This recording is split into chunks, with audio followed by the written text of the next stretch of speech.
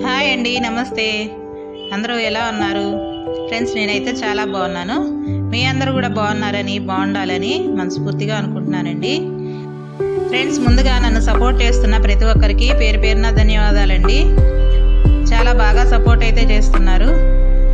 Friends, ఈరోజు కాకరకాయ కూరని నేను ఎలా చేస్తానో చూసేద్దామండి. అసలే చేదు ఉండదు. చిన్నపిల్లలు కూడా ఎంతో ఇష్టంగా కాకరకాయ కూర ఇష్టం లేని వాళ్ళు కూడా చాలా ఇష్టంగా అయితే తింటారండి.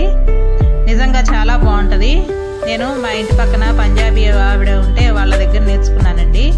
వాళ్ళు చాలా బాగా చేశారు ఈ కర్రీని. ఒకసారి నేను ఎలా చేస్తానో చూసేద్దామండి. ముందుగా కాకరకాయలంతా చెక్కు తీసి చక్కగా శుభ్రం చేసి పక్కన పెట్టుకున్నానండి. ఇలా వంకాయలాగా కట్ చేసుకోవాలి. పైన మొత్తం గీరేసామనుకోండి కొంచెం చేదు అనేది తగ్గుతుంది. ఇంకా దీన్ని ఉడకబెట్టుకునే పని అయితే ఏమి అవసరం లేదండి. ఇలా మొత్తం గీరేసాం కాబట్టి ఇంకా దీంట్లోకి ఒక 4 స్పూన్లు ఆయిల్ వేసుకొని డైరెక్ట్గా ఆయిల్లో ఇలా అయితే ఫ్రై చేసేసుకుందాము. ఇవి ఫ్రై అయ్యేలోపు మనం ఆనియన్స్ ఇలా పెద్ద పెద్ద ముక్కలుగా కట్ చేసుకొని మిక్సీ జార్లో ఒక 2-3 పల్స్ ఇచ్చి వదిలేయాలండి. కచ్చాబచ్చాగా ఉండాలి. ఎక్కువ తిప్పేయకూడదండి. పేస్ట్ వెళ్ళే అయితే అసలు బాగోదు. ఇలా ఇదిగోండి చూడండి, ఇలా పట్టాను నేనైతే. ఇలా అయితే పట్టి పక్కన పెట్టుకోండి. ఈ ఉల్లిపాయ పేస్ట్ ఒక్కటి చాలండి ఈ కూర టేస్ట్ అంతా మార్చేయడానికి. ఇంకా ఎటువంటి మసాలాలు ఏమీ అవసరం లేదు. మనం రెగ్యులర్గా కూరలో ఏవైతే వేసుకుంటామో ఉప్పు, కారం, పసుపు ఇవి ఉంటే సరిపోతాయండి. ఇంకా ఏమీ అవసరం లేదు. కూర మాత్రం చాలా అంటే చాలా బాగుంటుంది. మా పిల్లలు కూడా చాలా ఇష్టంగా తింటారండి. అంత బాగుంటుంది. నాకు తెలిసి ఇప్పటివరకు మీరు ఇలా చేయటం ఈ స్టైల్లో ఎప్పుడు కూడా చూసి ఉండరు. ఒకసారి ట్రై చేయండి అందరూ, చాలా బాగుంటుంది. కాకరకాయలు ఇష్టం లేని వాళ్ళు కూడా తీసుకొచ్చుకొని ఒకసారి ట్రై చేయండి. ఇదిగో ఈ విధంగా ఫ్రై అయితే సరిపోతుందండి. ఇంకా మనం ఇవన్నీ తీసి ఒక ప్లేట్లోకి అయితే పెట్టేసుకుందాము. ఎక్కువ ఫ్రై అయినా కూడా బాగోదండి. ఇలా ఫ్రై అయితే సరిపోతుంది. నేను ఈ ఫ్రై అయ్యేటప్పుడే కొంచెం పసుపు, కొంచెం ఉప్పు కూడా వేసానండి కాకరకాయలు పట్టేటట్టు. అలా వేసుకుంటేనే బాగుంటుంది.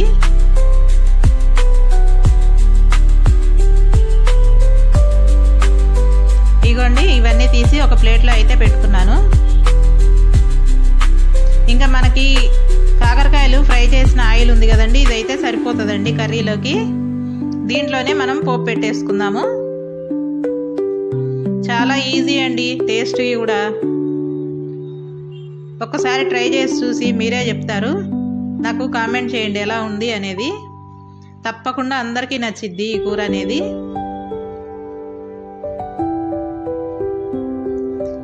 ఇంకా పోపు ఫ్రై అయిపోయిన తర్వాత మనం ముందుగా పట్టి పెట్టుకున్న ఈ ఉల్లిపాయ గుజ్జు అనేది దీంట్లో వేసేసుకోవటమే.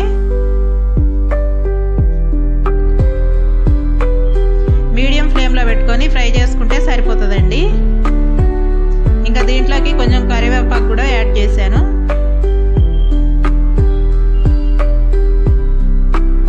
మనం దగ్గరే ఉండి ఒక 10-15 నిమిషాలు ఫ్రై చేసుకున్నామనుకోండి తొందరగా ఫ్రై అయిపోతుంది.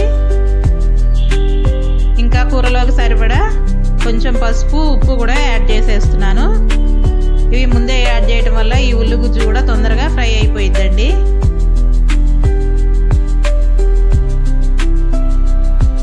ఇదిగోండి మొత్తం ఫ్రై అయితే అయిపోయింది. ఇప్పుడు దీంట్లోకి తగినంత కారం అయితే వేసుకుంటున్నాను.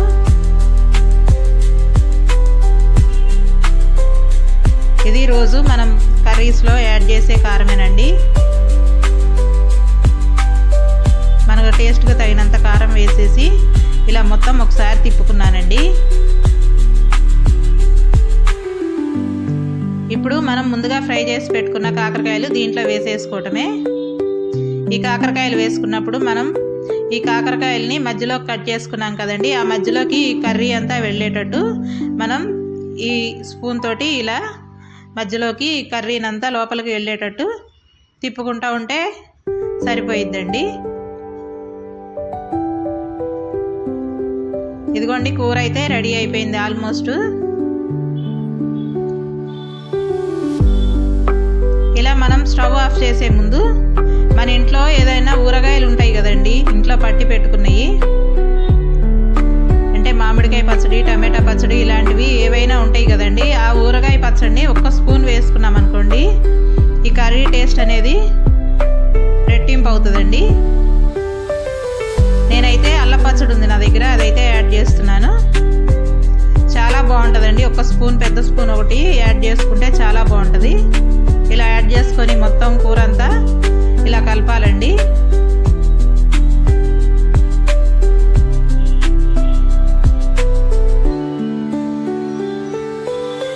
ఉత్త కూర అయినా తినేయచ్చండి, అంత టేస్ట్గా ఉంటుంది నిజంగా.